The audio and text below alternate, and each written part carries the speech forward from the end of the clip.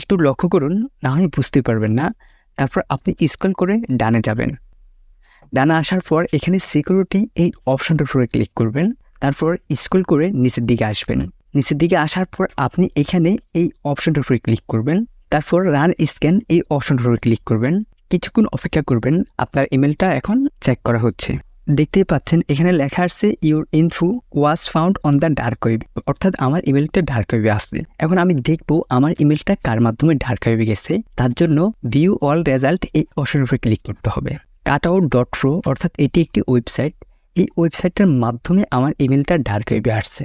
যদি আপনাদের ইমেলটাও এভাবে ডার্ক ওয়েবে থাকে, তার জন্য আপনাকে কয়েকটা স্টেপ ফলো করতে হবে। প্রথমে আপনাকে 2 স্টেপ ভেরিফিকেশন এই অপশনটা চালু করে রাখতে হবে। তারপর ফাস্ট কি অ্যান্ড সিকিউরিটি কি এই অপশনটা চালু করে রাখবেন।